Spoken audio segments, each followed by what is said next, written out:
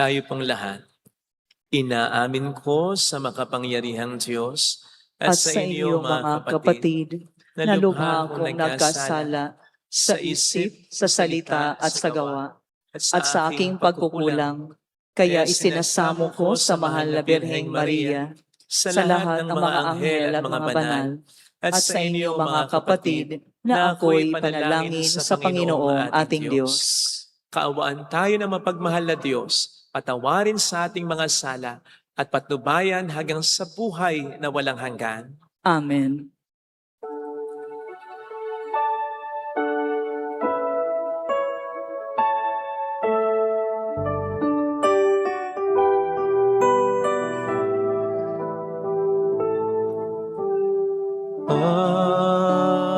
Panginoon, kaawaan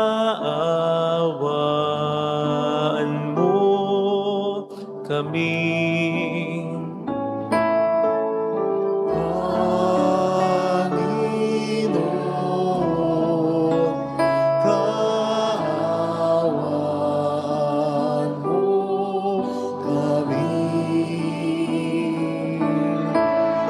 Kristo, kaawaan mo kami. Kristo, kaawaan mo kami. Panginoon, kaawaan mo kami. Panginoon,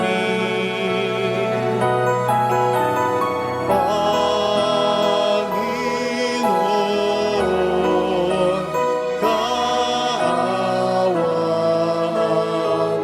mo kami. Yumuko na tayo. Maaaring ibulong sa Panginoon ang ating intensyon. Pakisama po sa intensyon ng mga OFW, ang mga may sakit at ang mga nag-aalaga sa kanila, ang mga may pinagdaraanan ngayon sa kanilang buhay.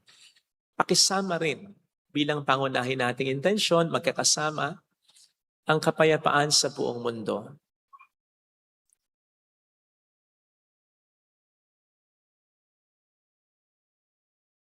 Manalangin tayo.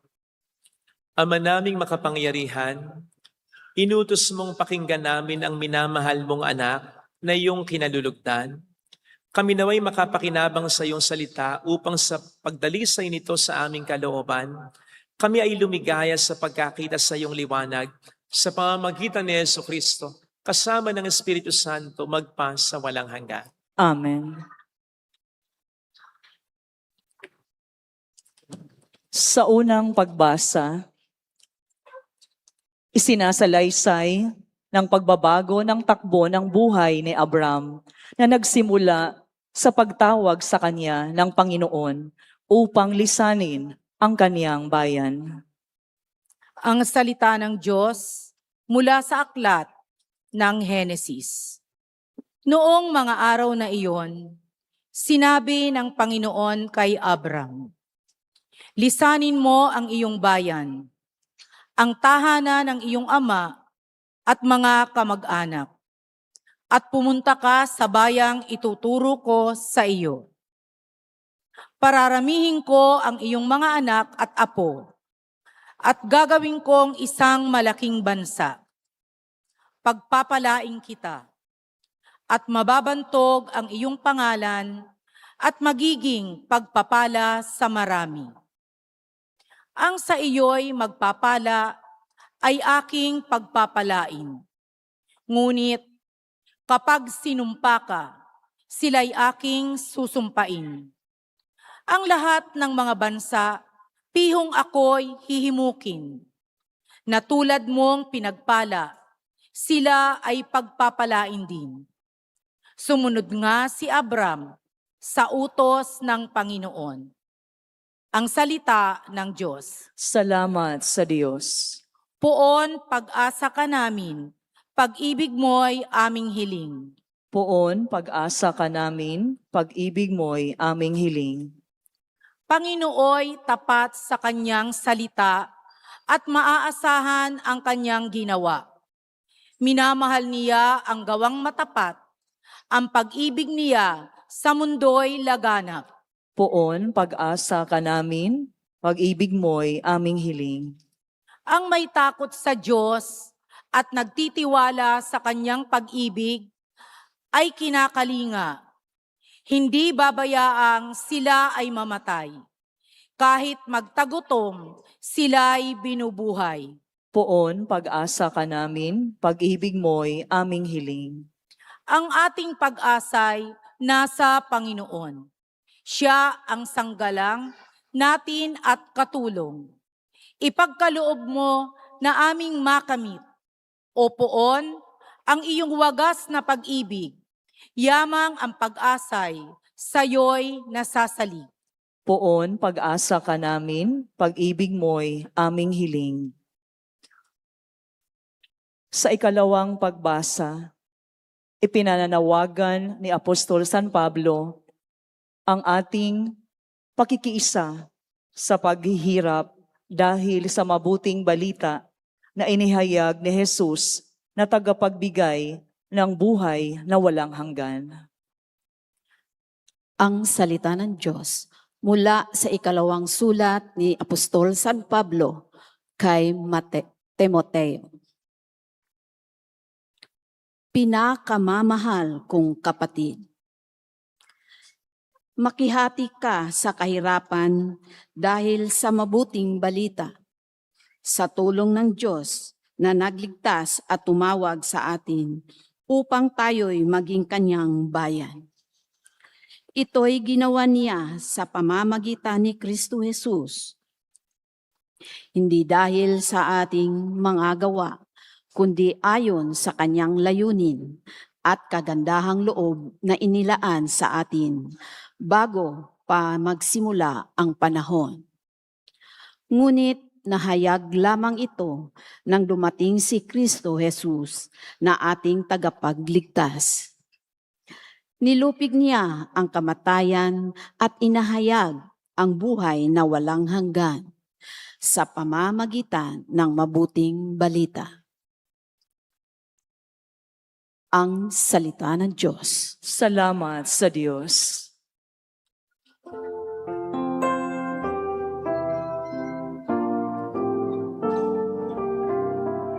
Sa ulap na maliwanag, ito ang siyang pahayag ng Diyos Ama na nangusap. Ito ang mahal kong anak, dugot kong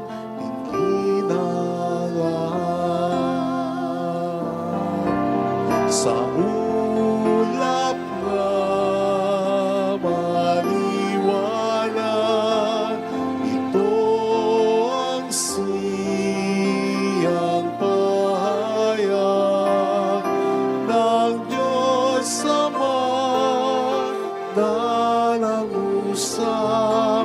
Ito ang mahal kong anak, dugot kong tingin ang lahat.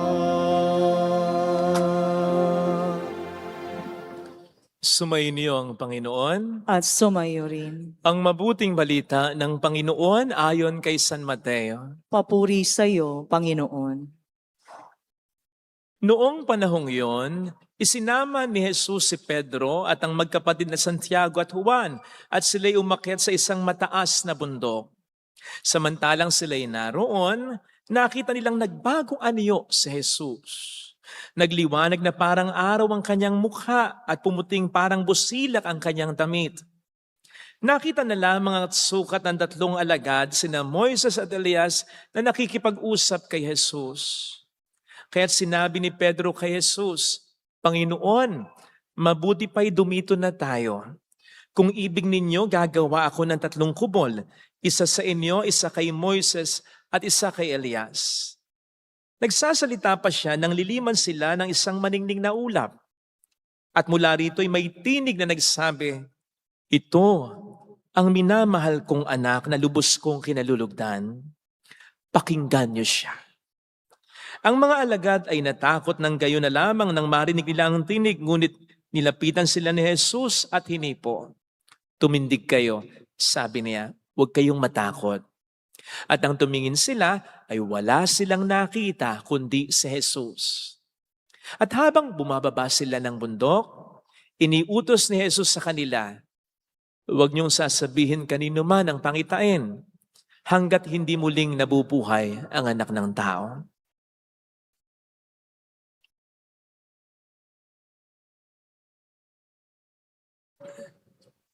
Mga kapatid, ang mabuting balita ng Panginoon. Pinupuri ka namin, Panginoong Heso Kristo.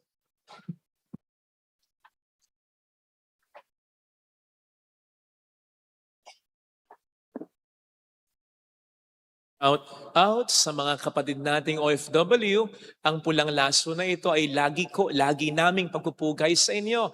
Salamat po sa sakripisyo nyo. Salamat din sa mga nagpapakabuting alagad ng batas, pulis, Navy, sundalo. Salamat po sa inyong pagpapakabuti. Mabuhay po kayo. Welcome sa Our Lady of Lasalet, Quasay Parish, kung saan ayos lang umiyak. Samahan tayo ng mahal na ina sa pag-iyak at sa pagdarasal sa kanyang anak upang maging maayos ang lahat.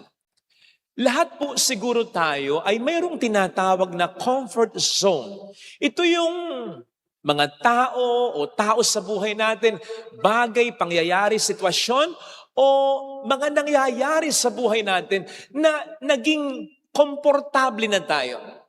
Kasi kung sa tao, matagal na nating kasama. Kung sa bagay, matagal na nating ginagamit. Kung sa ugali natin, matagal na nating ugali. Kung sa mga nararanasan, matagal na nating nararanasan. Kaya naging at home na tayo, naging comfort zone na natin, kay hirap ng iwanan. Halimbawa, may mga taong hirap makipagkapwa-tao sa iba, hirap makipagkaibigan, kasi ang naging comfort zone na nila ay yung pamilya lamang nila o kaya yung isa o dalawa lamang na kaibigan nila. Baka kayo'y katulad ko rin na may mga comfort zone na restaurant. Kasi sa comfort zone na restaurant na yon na ating laging kinakainan, alam na natin kung anong o-orderin natin. Bakit tayo pupunta sa ibang restaurant? Magkamali pa tayo ng orderin. Yung kaklase ko dati, umorder, tiger prawn. Akala daw niya, tigre in-order niya. Hipon pala. Baka yung iba sa inyo, ang comfort zone ay yung trabaho na niya. Kaya hindi na siya makapag-apply for a higher position, makapag-train ng new skills sapagkat nasanay na, naging at home na sa kanyang trabaho kumbaga. At yung classic na katwiran ng iba, lalong-lalo na, nang medyo may edad na, ganito na ako eh. Simulat sa pool, ganito na ako. Intindihin niyo na ako. Tanggapin niyo na ako. Ito yung mga naging komportable na sa ugali nila. You see, wala pong masamang makontento. Pero nagiging masama ang pagiging kontento kung obviously may i-improve pa tayo. Ito po ang pinag-uusapan natin ngayon dahil sa palagay ko, isa ito sa mga pinupuntirya ng ating mga pagbasa ngayon. Yung stepping out of our comfort zone. Sa ating unang pagbasa ay narinig natin kung papaanong pinapaalis ng Diyos si Abraham sa kanyang comfort zone. Saan? Sa bayan, sa lupain na kanyang kinagisnan. Comfort zone niya yan sapagkat nandyan ang mga pamilya niya, nandyan ang mga kaibigan niya, nandyan ang kabuhayan niya. And besides, 75 years old na siya. Ano, iiwan pa ba niya yung bayang kinagisnan niya, yung community na nakasanayan niya para pumunta sa bayan na hindi naman niya alam kung saan? Walang mapa, walang ruta, walang timeline, walang mapagtatanungan, ni walang biblical or libro for reference man lang. Hindi ba't napakahirap iwanan ang comfort zone pag ganyan?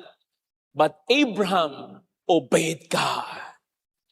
Sa kabilang banda sa ating ebanghelyo naman, yung eksena sa ebanghelyo, Transfiguration, nagbagong anyo ang Panginoon. Bago ito, sinasabi na ni Kristo sa kanyang mga disipulo ang kanyang napipintong kamatayan sa Kalbaryo. Siyempre, nagbibigay yun ng discomfort sa kanyang mga disipulo. Eto na, nagbagong anyo ang Panginoon. Naging puting-puti ang kanyang mukha. At ganun din ang kanyang damit. So much so na ito raw ay patikim na ng langit. Kaya naman ang mga alagad, lalo na si Pedro, ayaw nang iwanan ito. Kaya ang sabi niya kay Kristo, dito na lang tayo. Naging comfort zone na yun ni Pedro. Mahirap nga namang iwan ang comfort zone na nakasanayan na at nagbibigay na sa'yo ng ginhawa. Pero papaano kung ang comfort zone na yan ang nagiging dahilan para hindi natin magawa ang gusto sa ating ipagawa ng Panginoon? Para hindi tayo ma-bless ng mga blessings na gusto niyang ibigay sa atin at sa mga tao sa buhay natin. Naalala ko tuloy yung kwento tungkol sa isang hari na niregaluhan ng isang magandang agila. Ang ganda ng feather, ang ganda ng itsura, ang ganda ng kombinasyon ng kulay. Falcon ba? Kaya lang ang problema, hindi marunong lumipad. Kasi yung unang may-ari na nagregalo dun sa hari, sobrang na-obsess doon sa agila. Tinali lang niya sa isang sanga. Doon niya pinapakain, doon niya pinapaliguan, doon niya hinihimas. Nakahawla pa ng maliit. Paminsan-minsan lang inaalis. Pero nakatali pa rin sa sanga na dinadapuan niya. Kaya hindi natutong lumipad. Kaya ang sabi ng hari, gusto ko makitang lumipad yan. Ano ba't naging agila pa kung hindi lilipad yan? Tanggalin ang tali. Tinanggal ang tali. Siya kinakipitang sanga pero hindi pa rin lumipad ang agila. Tumawag ang hari ng pinakamagaling na trainer ng ibon sa kanyang kaharian. Paliparin mo yan. Kailangan matrain mong lumipad yan. Lumipas ang araw, linggo at ang buwan. Hindi napalipad ang agila. Ano man ang train na gawin niya. Hanggang sa tinawag ng hari ang wise man sa kanyang kaharian. Abay, lo and behold, halos isang araw lang, lumipad ang agila. Tuntua yung hari. Tinanong yung wise man, anong ginawa mo? Sumagot ang wise man, mahal na hari. Simple lang. Pinutol ko lang yung sangang dinadapuan. Pero ganun talaga kasimple yan. Sapagkat yung tangkay na yon, yung sanga na yon, ang naging comfort zone na nung agila sa matagal na panahon. Bakit ko sinabi yan? Sapagkat, sabi nga natin sa English, we are born to fly. Nilikha tayo ng Diyos para lumipad. Bakit? Sapagkat ng Diyos para sa atin ay may mga magaganda na pangarap. Kaya nga binigyan niya tayo ng pakpak, ibig sabihin ng mga abilidad. Dapat nating gamitin ang abilidad na yan. Tamang ang Diyos ay nagmamahal sa mga ibon, sa mga agila. Ang sabi nga ng Panginoon, napakahalaga rin ng agila para sa Diyos na walang nalalaglag sa lupa na hindi nalalaman ng Diyos. Kung may nalalaglag mang agila ngayon, kung may nalalaglag mang ibon ngayon sa lupa na namamatay, alam yun ng Diyos. Alam nung Diyos. Pero ang agilang ibon, gaano man kahalaga rin sa Diyos, hindi naglalagay ang Diyos ng bulate sa pugat ng ibon para pakainin ng ibon. Kinakailangan lumipad ng ibon at maghanap. Ganon din ang tao. Nasa Diyos ang awa. Nasa tao ang gawa. Kailangan nating lumipad. Kailangan nating magsigaw in order to reach higher heights. So bakit ayaw mong mag-aral? Sa mga nag-aaral na, bakit ayaw mong mag-aral ng mabuti kung kontento ka na ng ganyan? Bakit ayaw mong magbanat ng buto? Sa mga may trabaho na, bakit ayaw mong pagbutihin ang trabaho mo? Hanggang diyan ka na lang ba? Bakit ayaw mong talikuran ng bisyo mo? Bakit ayaw mong alisin ko? Ano ba yung lagi niyong pinag-aawayang mag-asawa? Pwede naman yatang alisin. Yang ugali na yan, pwede naman yatang remedyohan yung laging ikinasasakit ng ulo ng magulang mo, yung pagiging burara mo, yung pagiging batugan mo. Hindi ba po pwedeng ayusin man lang ang ugaling yan? Yung iba, bakit hindi magsimba? Kahit ba ang katwiran niyo, wala naman kayong inargabyadong tao. Mahalaga ang pagsisimba. Sa mga nagsisimba naman, bakit hindi tayo mas maging mabuting Kristiyano? Sa iba at hindi lamang sa ating pamilya. Abay, ang sabi ng Panginoon, tayo ay asin ng sanlibutan, hindi lamang ng ating pamilya. Kaya ang demonyo hindi masyadong naaalarma kahit ang daming-daming nagsisimba dito. Basta't ang mga nagsisimba dito pagkasimba, diretsyo lang ng bahay at ang concern niya ay sarili lamang niya at ang kanyang pamilya. Hindi masyadong naaalarma ang demonyo. Kaya nga maraming nangyayaring kabalastugan sa ating lipunan ngayon na yung tama ay ginagawang mali at yung mali ginagawang tama. Kasi marami sa atin ang wala nang pakialam. Hindi na naninindigan sa katotohanan. Gustong-gusto ng diablo yan. Kung bakit ang ating pagiging Kristiyano ay hanggang simbahan na. Hindi ba natin pwedeng at dapat lang nating i-level up yan? Bakit hindi ka magpatawad? Ba't di ka mangumpisal? Bakit ka hindi ka humingi ng tawad? Bakit hindi ka mas maging expressive sa pamilya mo? Bakit hindi mo bisitahin man lang kahit minsan sa probinsya ang mga magulang mo? Bakit hindi mo i-text paminsan-minsan? Ang asawa mo, ang isang taong mahalaga sa iyo, i-appreciate mo. Bakit ang tindi ng pagkakakapit natin sa mga comfort zones natin? Kayong hindi na ito masyadong nakatutulong o nakapagpapaunlad sa buhay natin. Tandaan natin, pinaiwan ng Diyos kay Abraham ang kanyang comfort zone in order for God to bless him and many people through him. And so you can just imagine ano yung mga blessings na pinapalampas natin, hindi lamang para sa atin, kundi na para sa mga tao rin sa buhay natin. Just because kapit-tukul tayo sa mga comfort zones natin. Sinabi ko nung nakaraang linggo, kung tayo lamang ang gustong sirain ng diablo, sige! Patukso na tayo. Yamang yung marami sa atin, ayaw umiwas sa tukso. Patukso na tayo. Kung tayo lang ang gustong sirain ng diablo, pero pinag-usapan natin, hindi lang tayo. Pati na ang asawa, pati na ang anak mo, pati na ang pamilya mo. Tulay ka lang ng demonyo para sa mga taong ito. And so, mas dapat tayong hindi patukso. Mas dapat tayong lumayo sa tukso. Ngayon naman ay sasabihin ko, kung tayo lang ang gustong i-bless ng Diyos, okay, wag na nating lisanin ang mga comfort zones natin. Pero the readings are telling us right now, hindi lang tayo ang gustong i-bless ng Diyos, kundi ang mga tao sa buhay natin. Kaya mas dapat nating lisanin ang mga comfort zones natin. Besides, why would we settle for something that is comfortable if God is obviously calling us to something better? Ano? Natatakot tayo? O tinatamad lang tayo? O natatakot nga tayo kasi hindi na natin alam ang mangyayari. Baka sumablay tayo. Baka hindi ma-appreciate yung gagawin natin. Baka hindi natin masustain.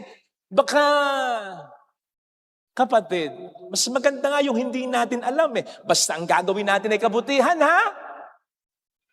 Kasi whenever we are stepping out of our comfort zone, we are stepping in faith. The journey may be unknown for us, but God goes before us. Hindi natin alam kung ano ang patutunguhan pag umalis tayo sa comfort zone na yan. Ang maganda, alam ng Diyos yan. At tayo nagtitiwala sa Kanya. Yun ang gusto ng Diyos.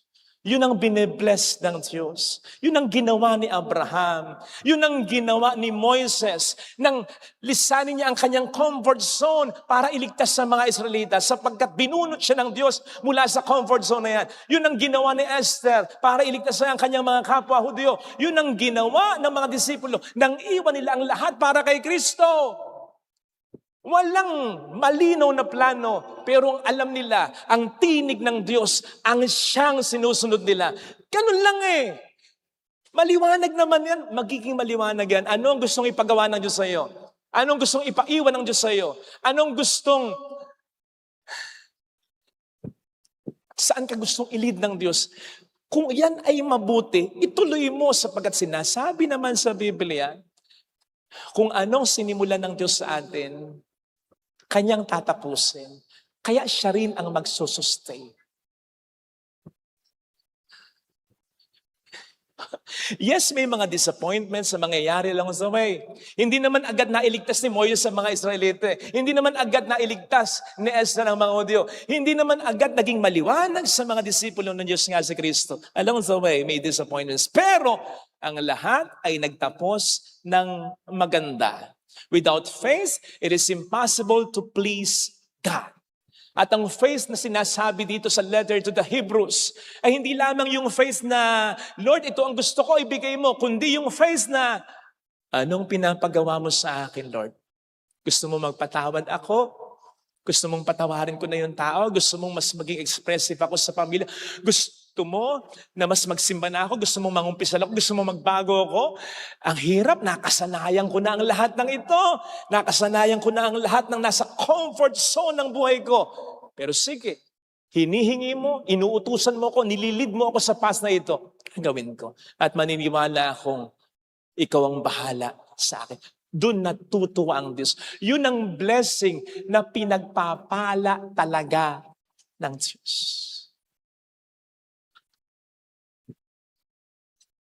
Hindi naman kaagad nakalipad sigurado yung agila kung totoo man yung kwentong yon. Sigurado nabaldog-baldog mo na yon. Pero sandali lang nakalipad. Bakit? Sapagkat umalis na siya sa kanyang comfort zone. At nagpag-guide na siya sa wise man and therefore later sa hari na gusto siyang palip. Ganun ang mangyayari. Kapag we step out of our comfort zone, we are stepping in faith. Ang Diyos ang bahala sa atin at hindi niya sisipayuin ang pananampalataya natin. Kaya sana mga kapatid, isipin natin, lalo na ngayong Kwaresma, ano yung comfort zone natin na pinaiiwan ng Diyos sa atin upang mabless ang buhay natin at gayon din ang mga tao sa buhay natin, lalong-lalo na ang pamilya natin.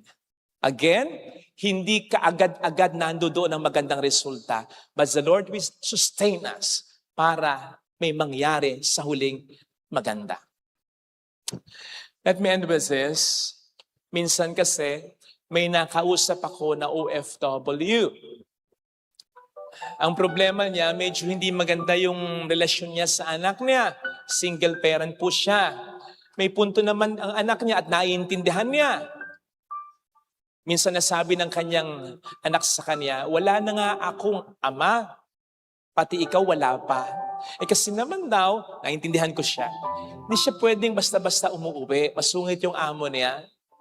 So, kahit na gustong-gusto niya, pwede. At yun ang hindi maintindihan ng anak niya.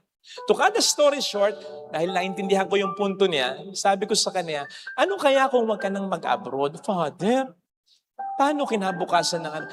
Hindi, ang sinasabi ko ganito, nainis kasi ko sabi ko sa kanya, wag ka nang mag-abroad para ma-realize ng anak mo yung pag-abroad mo ang dahilan kung bakit nakapag-aaral siya, kung bakit may kinakain siya, kung bakit may iPhone baka mo, may iPhone pa siya, kung bakit aircon ang kwarto niya, kung bakit yun ay isusumbat niya sa'yo, ayaw mo naman, sinong may gusto na sa dayuhang bayan, nag-iisa ka, na kapag may sakit ka, gagabutin mo ang sarili mo, ipagluluto mo yung sarili mo, palilikay mo yung sarili mo, sapagkat nag-iisa ka, ang kakapi mo, sarili mo, bukod sa Diyos.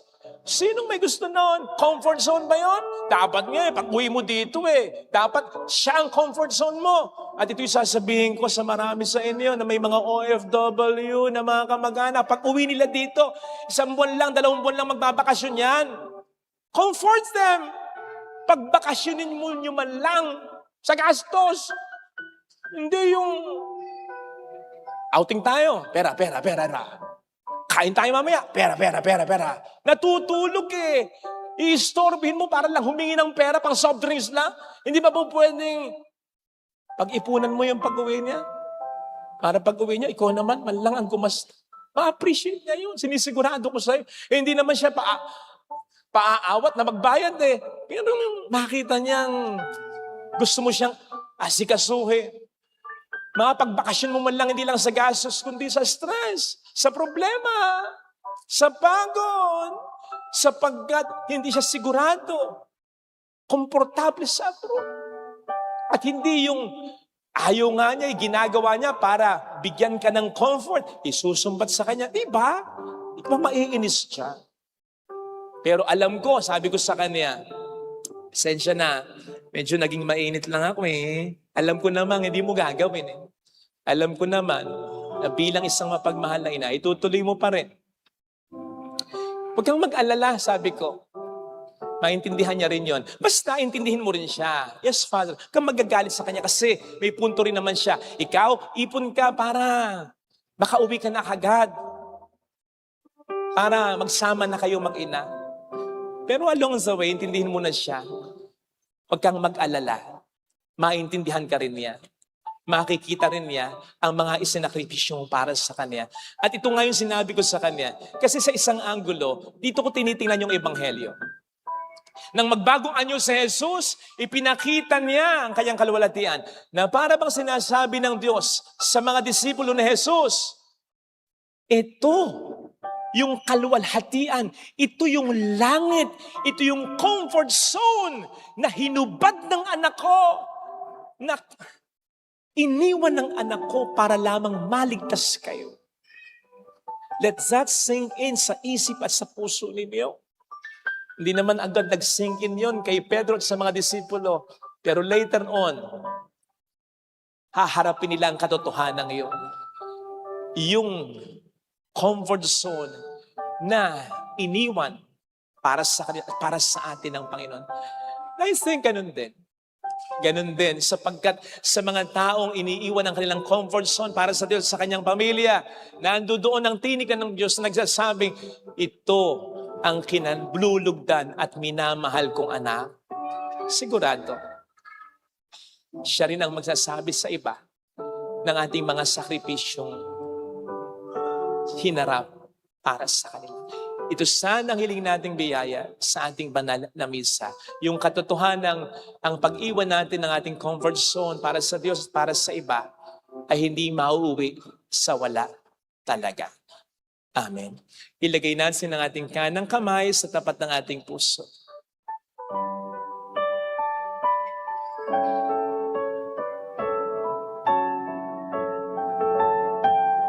Awitin natin. Alam kong may magagawa ang Diyos. Alam kong may magagawa ang Diyos. Alam kong may magagawa ang Diyos. Alam kong may magagawa Walang imposible sa ang Diyos.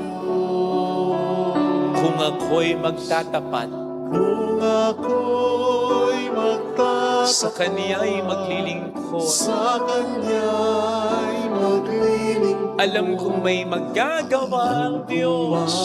May magagawa Lahat gagawin niya para sa akin. ang Diyos. Alam kong diringkin ng Diyos ang samo ko sapagkat mahal niya ako. Hirang Diyos ang samo ko. Alam kong diringkin ng Diyos ang samo ko. Alam kong di Alam niya ang pinagdaraanan ng Diyos ang samo ko. Kung ako'y magtatapat Kung ako'y magtatapat sa Kaniya'y maglilingkod. sa Kanya'y maglilingkod. Alam kong diringkin ng Diyos ang samo. Pumikit tayo. Panginoon, ngayong Kwaresma, lalo na sa mga mahal na araw, tulungan mo po kami na mas lalo pang mapagnilayan ang tindi ng mga comfort zone na iniwan mo para sa amin. Ang kaluwalhatian para lamang mabigyan kami ng kaligtasan. Hindi mo kami niloko. Talagang naging tao ka. Nag-suffer at namatay ka para sa amin talaga. Salamat. Pasensya na sa mga pagkakataon ng mga pagkakasala nang ibig sabihin lamang ay hindi namin na-appreciate ito. Alam namin masakit ito para sa iyo. na hindi namin nakikita ang tindi ng sinakripisyo mo. Alam naming masakit sapagkat nangyayari din sa amin minsan kapag hindi napapahalagahan ang sakripisyo na ginagawa namin para sa iba. Patawad, Panginoon. Mayroong magandang mangyayari Kung lalapit ka kay Jesus, hindi mauwing sa wala ang pagkasakripisyo para sa Diyos at para sa iba na may pananampalataya. Mayroong magandang mangyayari sa iyo. magandang mangyayari Kung lalapit kay Jesus, kung lalapit kay Jesus.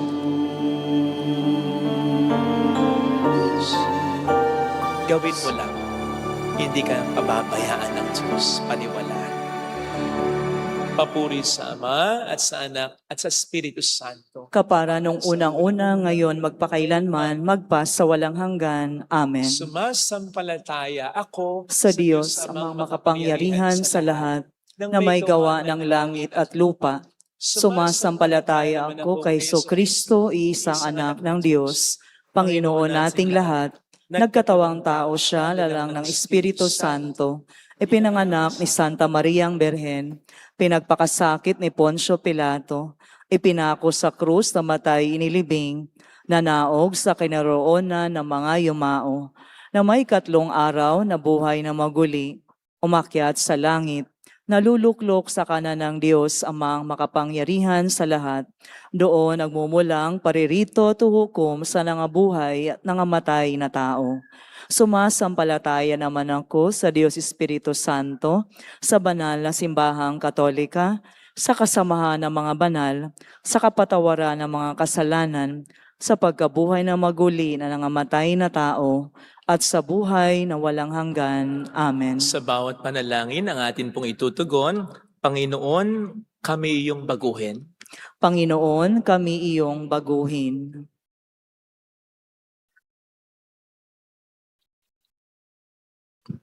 Para sa simbahan, inuusig at nagdurusa dahil sa paghahayag ng mabuting balita upang ang pagbabagong anyo ni Jesus ay maging bukal ng pag-asa at lakas ng loob. Manalangin tayo sa Panginoon. Panginoon, kami iyong baguhin. Para sa mga pamahalaan upang tulad ng Panginoong Jesus, magsikap silang mabago ang baluktot na sistema ng politika at gawaing pampubliko. Manalangin tayo sa Panginoon. Panginoon, kami iyong baguhin. Para sa mga may sakit at karamdaman sa ating pamayanan, upang sa kabila ng mga hirap na nararanasan, ay manalig sila na sa takdang panahon ang lahat ng ito ay paninibaguhin ng kariktan ng Panginoon. Manalangin tayo sa Panginoon. Panginoon, kami iyong baguhin.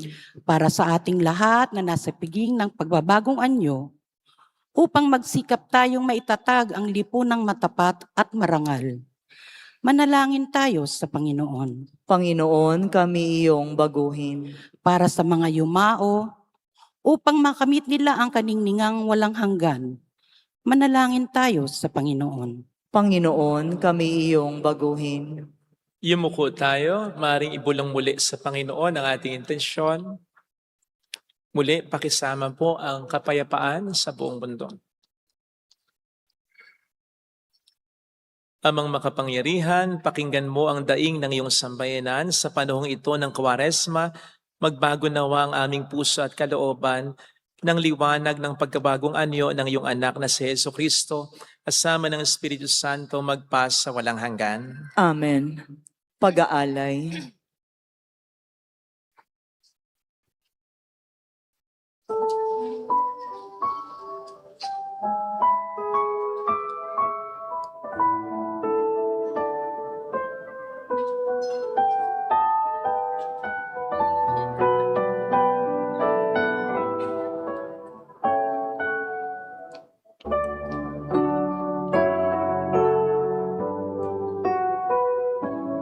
Jesucristo,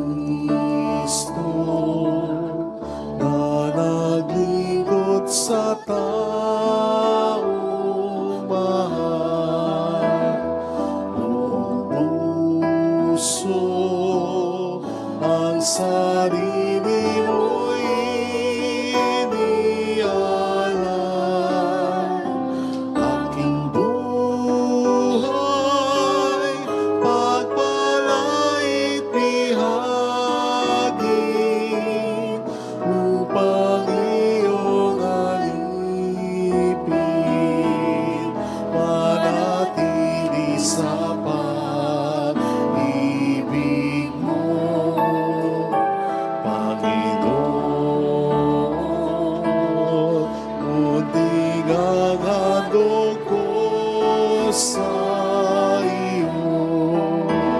Sa tingin mo, halaga higit sa ginto. Pagkat Diyos ko, tangi mong hinahanap,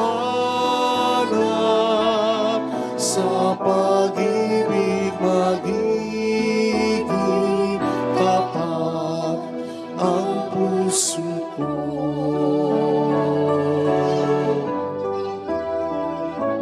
Yesu Cristo, na naglingkod sa taong mahal, buong puso ang sarili mo'y inialay.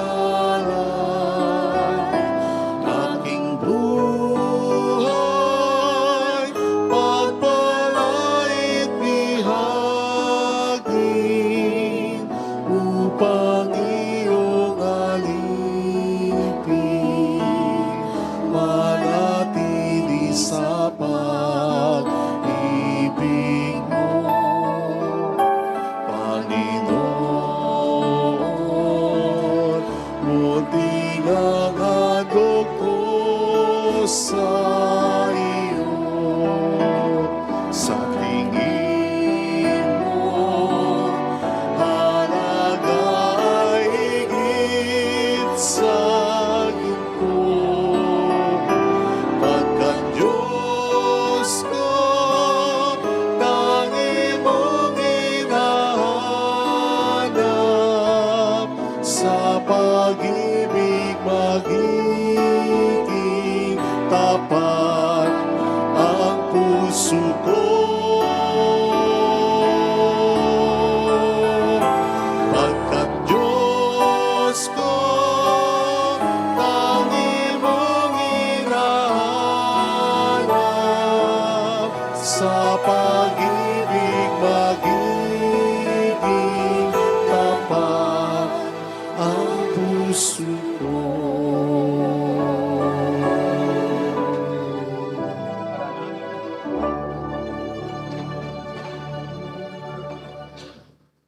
Dalawa sa labas.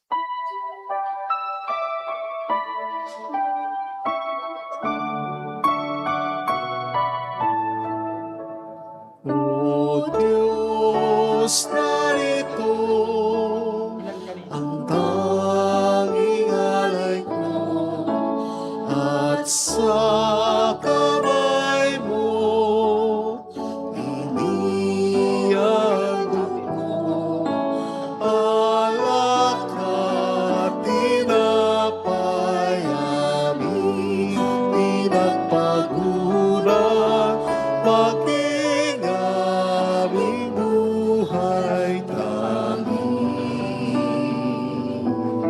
sa'yo naman, tanging sa'yo naman. Ang tinapay na ito, sana'y basbasan mo, upang ang buhay na ganap ay kamting ko.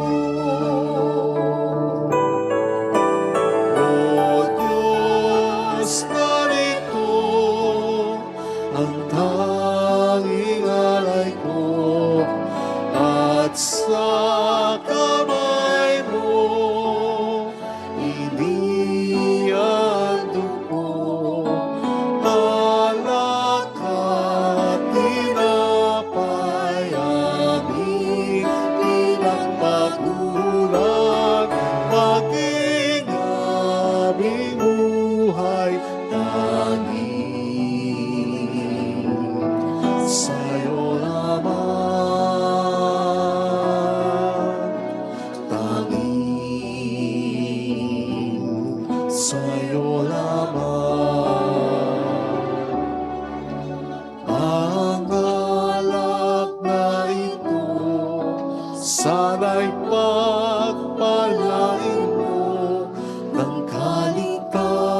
ang handog mo'y makamtan ko.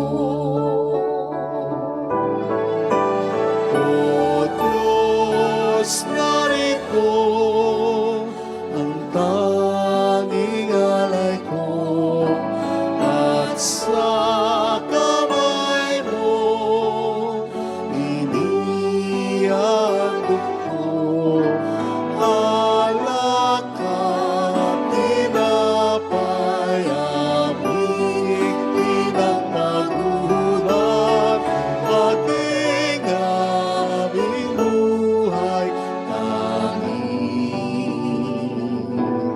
sa'yo naman, tanging sa'yo naman. O Diyos, narito ang tanging alay ko, at sa kamay mo inihandog ko.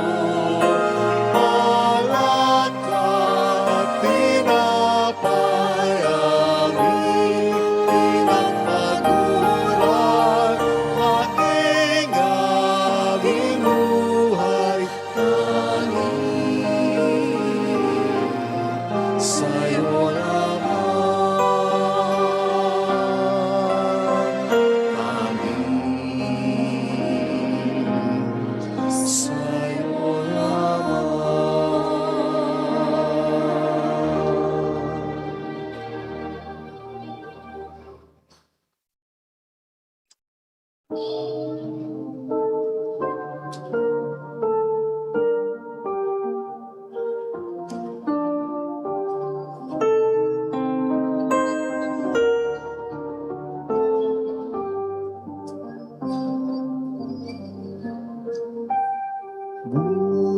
Buhay pagmamahal,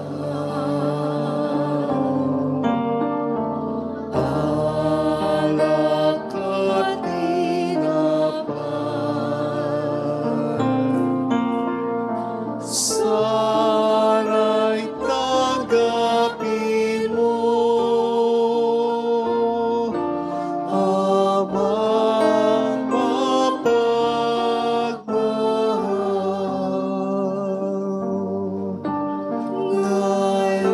Ngayon sa'yo hapag kami nag-aalay.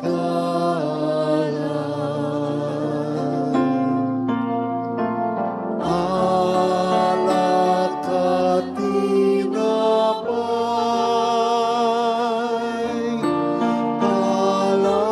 alay ng iyong bayan.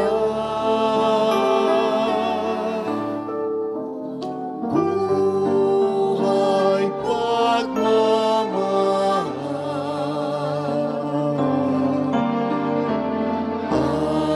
alak at tinapay, sana'y tanggapin mo, amang mapagmahal.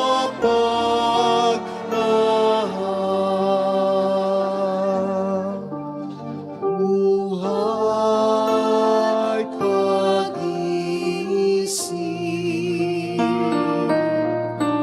kaluluwa't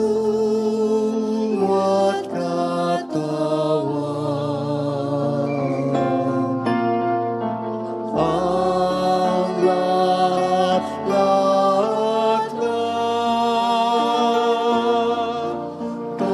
taglay nitong buhay.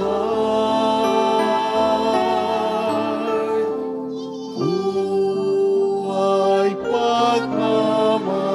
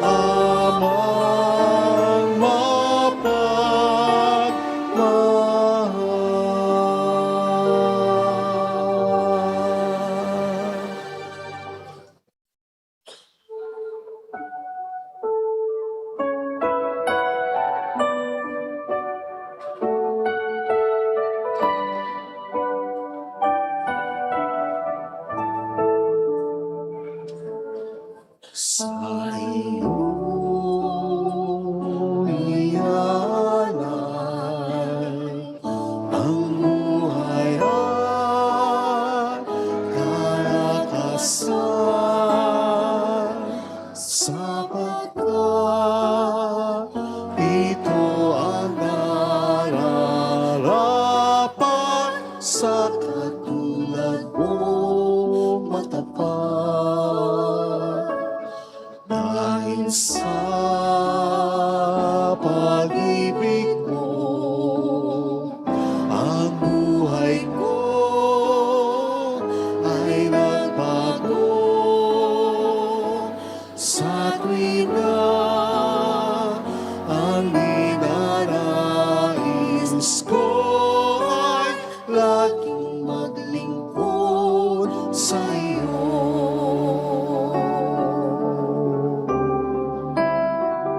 Sumasamba, sumasamo, naghahandog sa ngalan mo, pagkat sa'yo ay nadama ang pagmamahal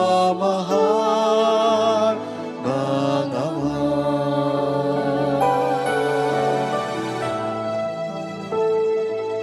Sa iyong kabanalan, biyaya mo ay nakamtan. Sa iyo ay may kagalakan at buhay na walang hanggan. Walang hanggan, tunay kang Panginoon, na malas ko sa Kalbaryo. Buhay man, dinalay mo, Kristo, upang magligtas ng tao.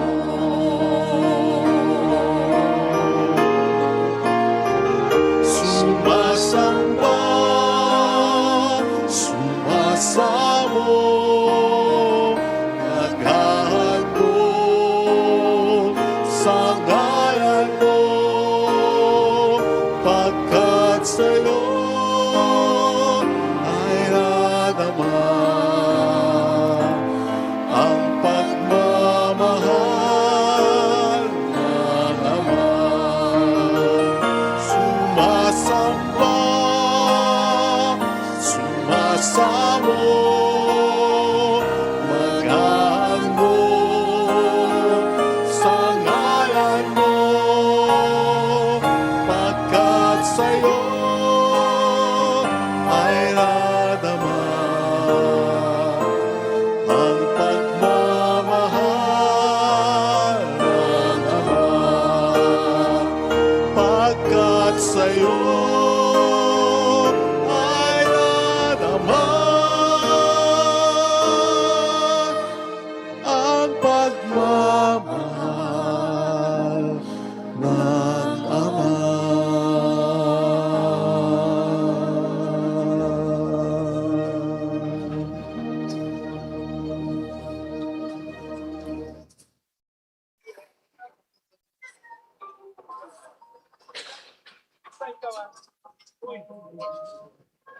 Manalangin tayo, pang ating handog ay maging kalugod-lugod sa Diyos amang makapangyarihan.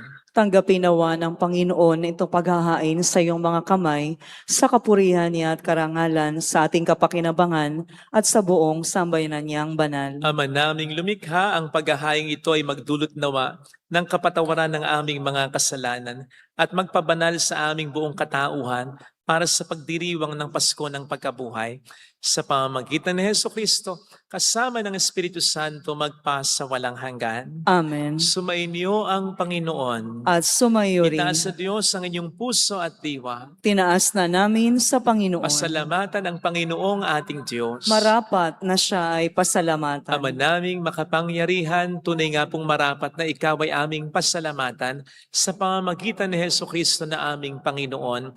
nang maipagtapat niya sa mga alagad na siya'y laang mamatay para sa lahat, sa kanila kanyang ipinamalas ang kanyang sariling puspos ng liwanag. Ang iyong mga utos at mga propeta ay pawang mga tagapagpatunay niya sa pagkakatalagang para sa kapwa ay magdusa upang akayin ng lahat sa pagkabuhay na maligaya. Kaya kaisa ng mga anghel na nagsisiawit ng papuri sa iyo ng walang humpay sa kalangitan, kami nagbubunyi sa iyong kadakilaan.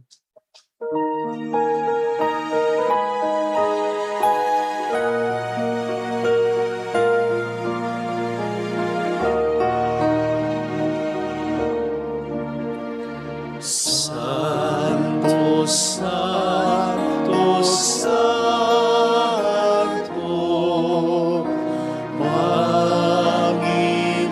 Panginoong Diyos ng mga hukbo.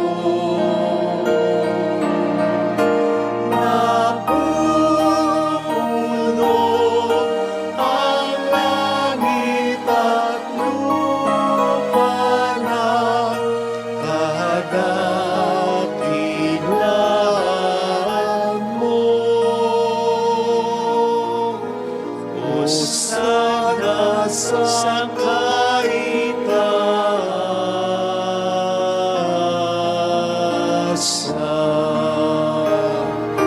Pinagpalang na paririto sa ngalan ng Panginoon. Hosana sa kaitaasan.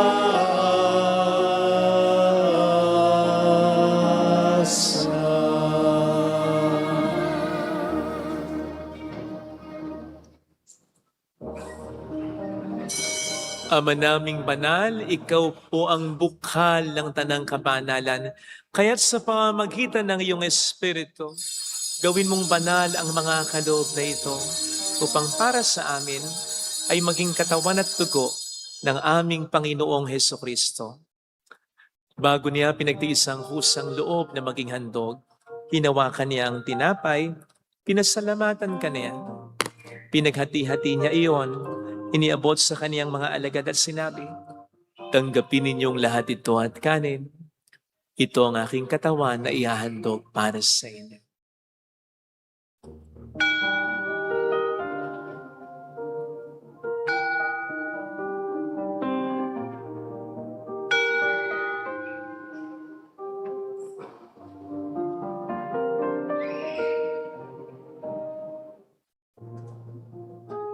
Gayun din naman nang matapos ang hapunan, hinawakan niya ang kalis, muli kaniyang pinasalamatan, iniabot niya ang kalis sa kaniyang mga alagad at sinabi, "Tanggapin ninyong lahat ito at inumin. Ito ang kalis ng aking dugo ng bago't walang hanggang tipan. Ang aking dugo na ibubuhos para sa inyo at para sa lahat, sa ikapagkapatawad ng mga kasalanan. Gawin niyo ito sa pag-alala sa akin."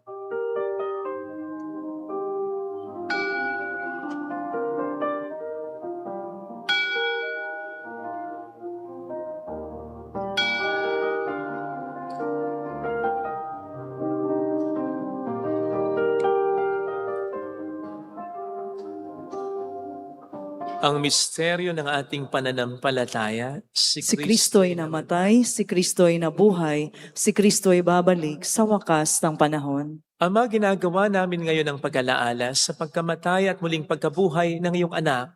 Kaya inialay namin sa iyong tinapay ng buhay at ang kalis ng kaligtasan.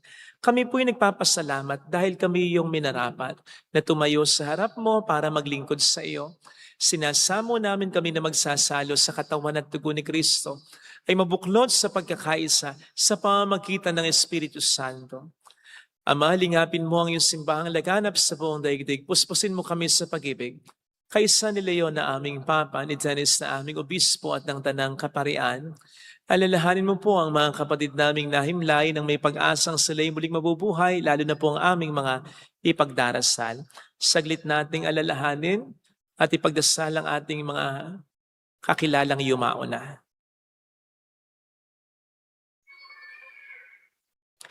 Kaawaan mo sila at patuloyin sa iyong kaliwanagan. Kaawaan mo at paging tapatin kaming lahat na makasalo sa iyong buhay na walang wakas. Kaisa ang mahal na Birhen ng Lasalet, ang ina ng Diyos, si San Jose, ang kabiyak ng kanyang puso, lahat ng mga banal na namuhay dito sa daigdig ng kalugod-lugod sa iyo. May pagdiwang nawa namin ang pagupuri sa ikararangal mo sa pamamagitan ng iyong anak na aming Panginoong Jesucristo.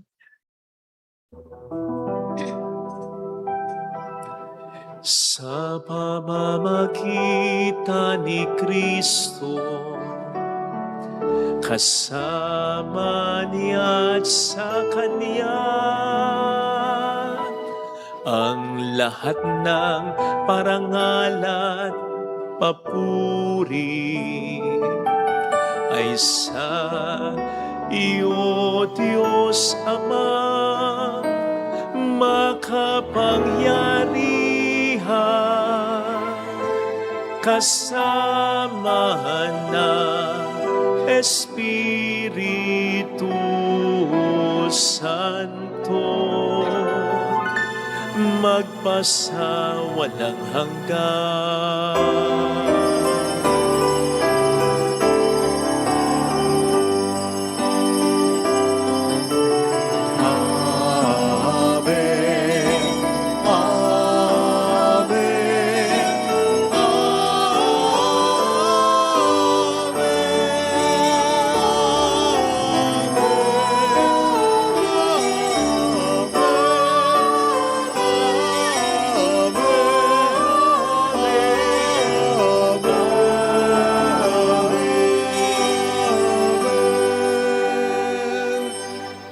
Tumawag tayo sa ating Ama.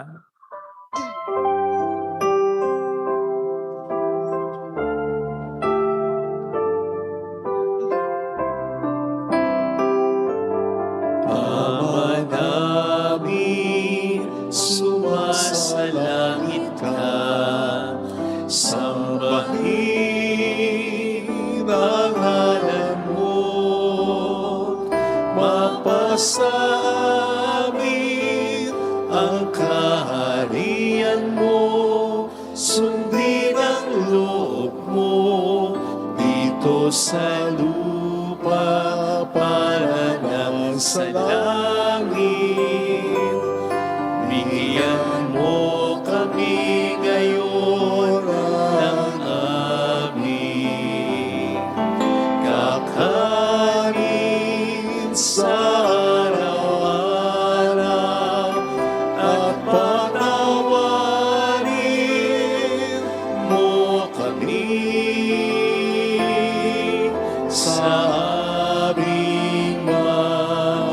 sana para ng pagpapatawad namin sa nagkasala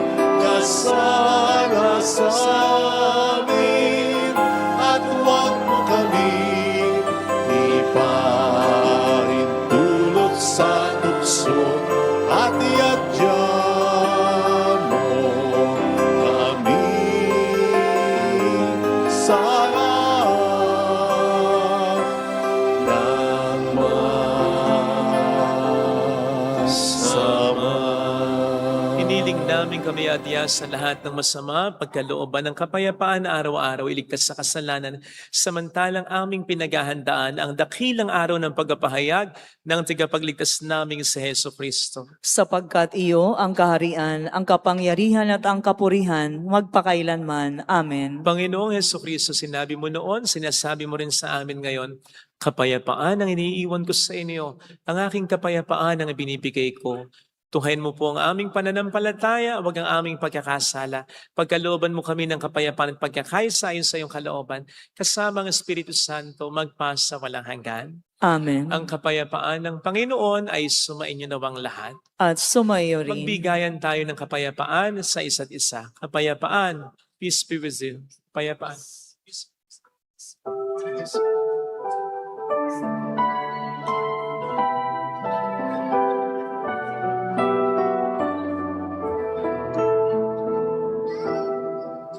Cordero ng Diyos na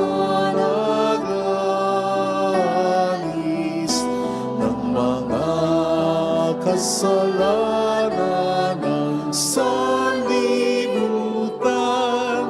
maawa ka sa amin.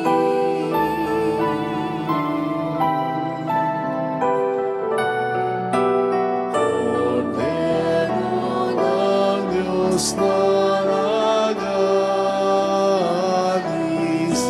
ng mga kasalanan ng sanlibutan, maawa ka sa amin.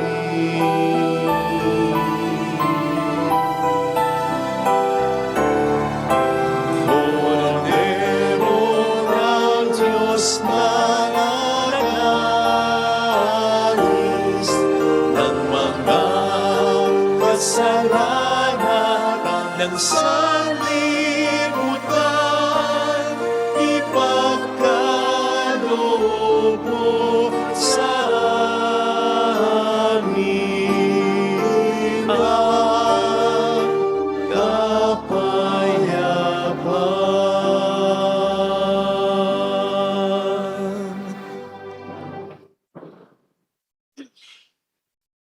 Narito sa harap natin ng Panginoon ang dapat na maging tanging comfort zone natin, ang sundin ang kalooban niya para sa buhay natin. Mapalad tayong inaanayahan.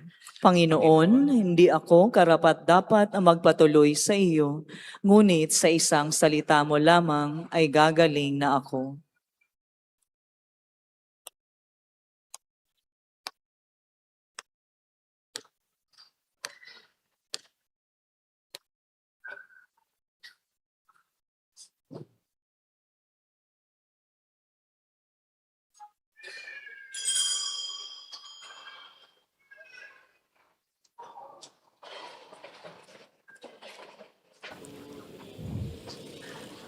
Panalangin para sa espiritual na pakikinabang.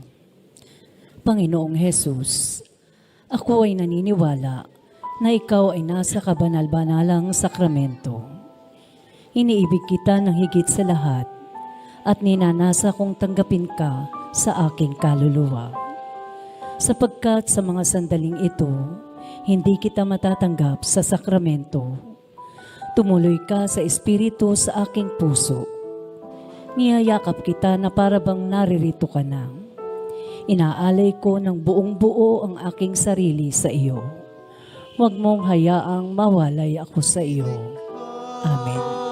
Mo kami ng sangmagong puso.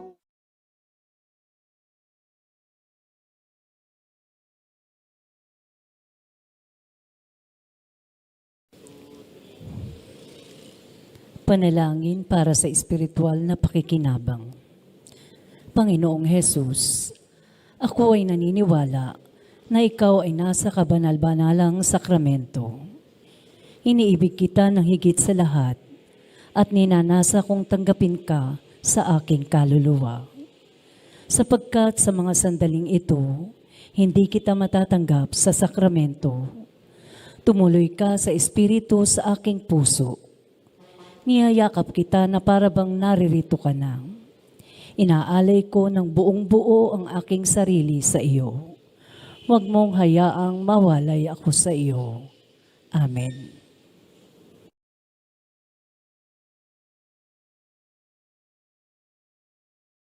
Ang inihanda, itindig mo kami, aming iyong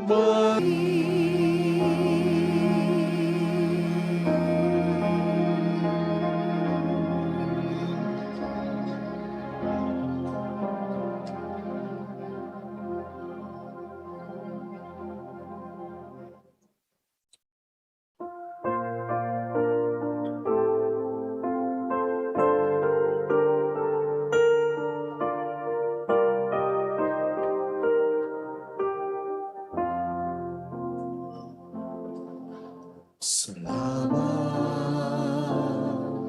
sa iyo, aking Ama. Salamat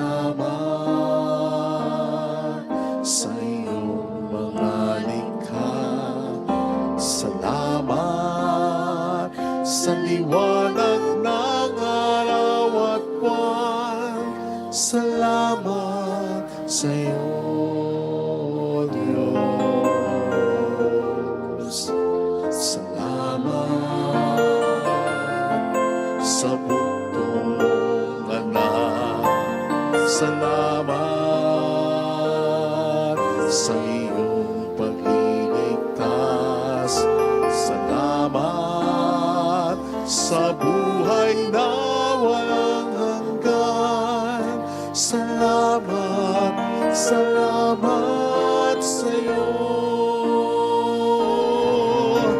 Walang hanggang pasasalamat sa'yo'y aming sasabihin. Maging sa uling sandali ng aming buhay, pasasalamat sa iyo'y walang hanggan.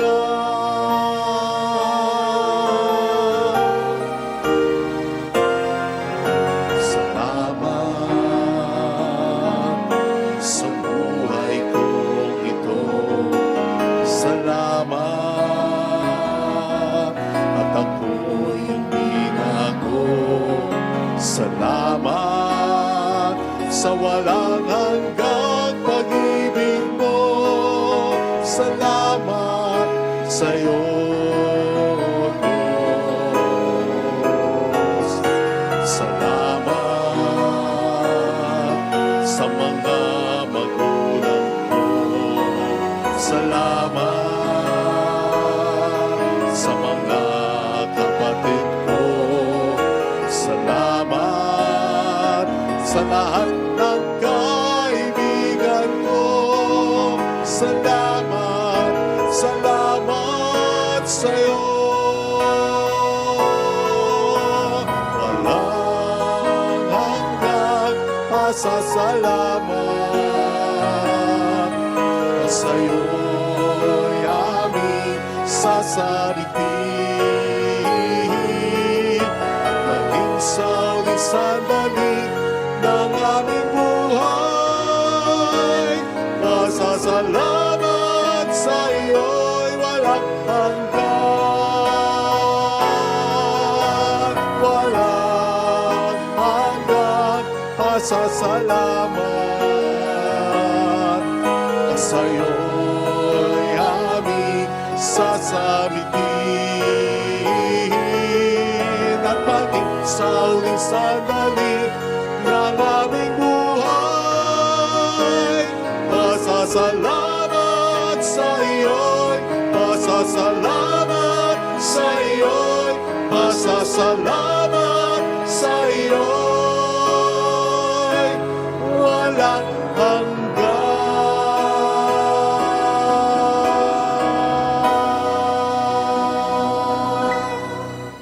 Manalangin tayo. Ama naming mapagmahal, kaming pinapakinabang mo sa dakilang pagliliwanag sa bagong anyo ng iyong anak ay tumatanaw ng utang na loob sa iyo sapagkat kahit ngayon pa man sa lupang ibabaw, pinapagsasalo mo na kami sa kariktan ng kalangitan sa pamamagitan ni Jesucristo kasama ng Espiritu Santo magpa sa walang hanggan. Amen. Holy God, Holy Mighty One, Holy Immortal One. Have mercy on us, Son of the whole world. Holy God, Holy Mighty One, Holy Immortal One. Have mercy on us, Son of the whole world. Holy God, Holy Mighty One, Holy Immortal One. Have mercy on us, Son of the whole world. Jesus, King of Mercy, We trust in you. alalahanin. Alalahanin, o mahal na Birhen ng Lasalet, ina ng pag-asa. Ikaw ang nagpapaalala sa aming magbalik loob sa Ama. Ito ang nagpapatunay na kagandahang loob mo'y nanatiling busilak sa pag-aaruga mo sa amin. Tungkulin mo'y tinupad, sa paanan ni Kristo'y tinuring mo kaming mga tunay mong anak. Kaya ninais mong ni Isay huwag mapahamak. Pati luha ay pumatak, huwag nawang mawala ng saysay ang iyong paghihirap.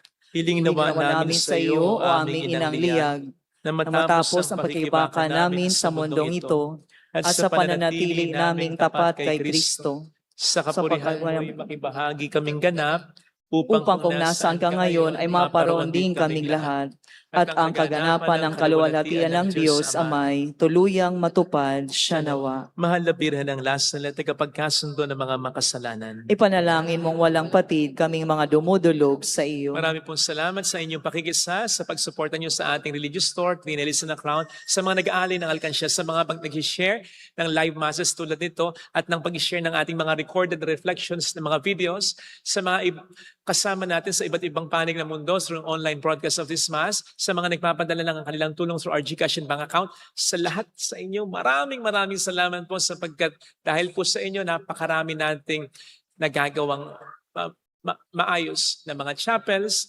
nakatutulong din tayo sa ibang mga simbahan, institutions, and individuals. Kaya ang Panginoon na po ang bahala na gumante sa inyong kabutihan. Salamat po sa tiwala ninyo. Salamat po. Wala pong papalakpak pagkatapos ng misa, lalo na ngayong Kwaresma. Salamat po. Sumainyo ang Panginoon. At sumayo rin. Pagpalain kayo kasama ng ating pamilya ng mapagmahal na Diyos, ng Ama at ng Anak at ng Espiritu Santo. Amen. Umayo tayo sa kapayapaan ni Kristo. Salamat sa Diyos. Thank you, Lord.